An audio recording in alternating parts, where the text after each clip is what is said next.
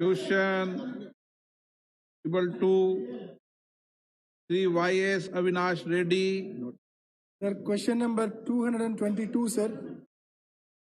222. Sir सभा पटल पर रख दिया गया। Thank you, sir. Sir, you are aware that throughout the nation, farmers are in deep distress, sir.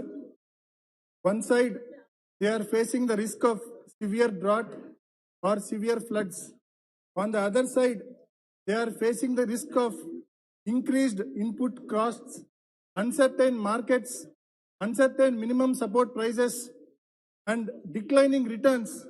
All these making agriculture highly unsustainable financially for farmers, sir. So to help farmers to come out of these distress conditions, what strategies and what innovative solutions does NAIP suggest?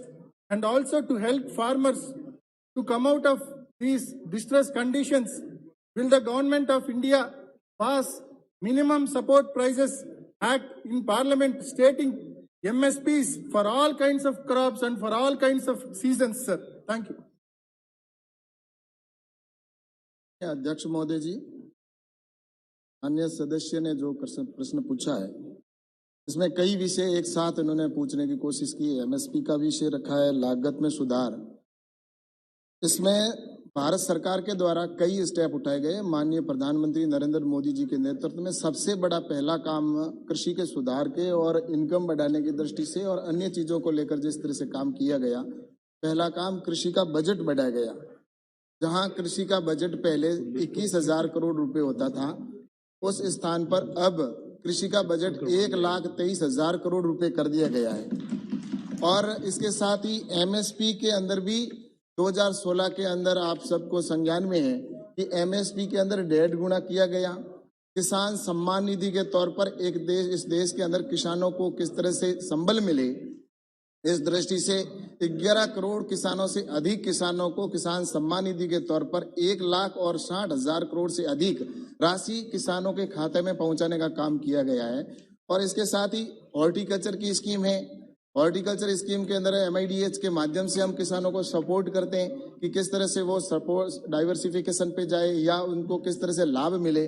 और किसानों को KCC के माध्यम से भी किसानों को अगर कहीं भी अगर नुकसान होता है तो चाहे किसान क्रेडिट कार्ड के माध्यम से हो, चाहे हमारे किसानों को SDRF NDRF फंड के माध्यम से कहीं पे नुकसान होता है तो उनको सपोर्ट किया जाता है। तो प्रधानमंत्री माननीय नरेंद्र मोदी जी के नेतृत्व की सरकार जब से आई है, लगातार कृषि के क्षेत्र में नए नए अचीवमेंट भी प्राप्त किए गए, नई टेक्नोलॉजी को भी लाया गया है।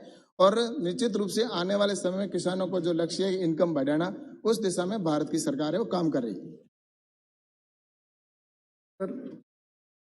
Recent continuous floods in Andhra Pradesh has damaged Kharif season and Rabi season crops in a very large scale, sir.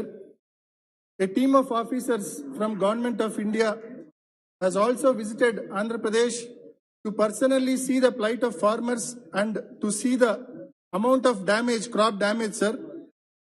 Sir, this is due to continuous floods, sir.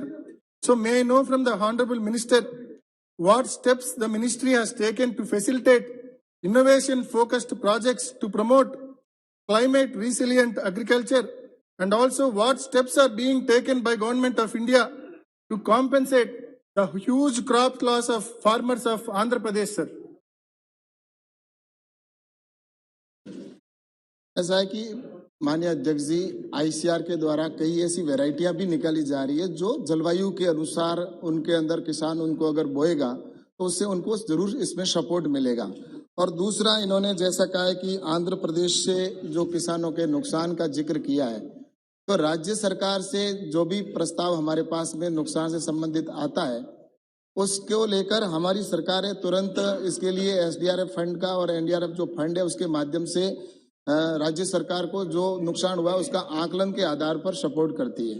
और SDRF फंड के अंदर जैसा मुझे आज बताते हुए प्रसन्नता है कि भारत सरकार ने और गृह मंत्रालय ने एक बहुत बड़ा अचीवमेंट एक निर्णय लिया कि पहले जब आपदा आती थी तो उस समय आपदा आने के बाद में राज्य सरकार का ज्ञापन आता था, उसके बाद में केंद्र सरकार की जो टीम है वो जाती थी और आकलन करके आती थी लेकिन अब उसमें सुधार कर दिया है।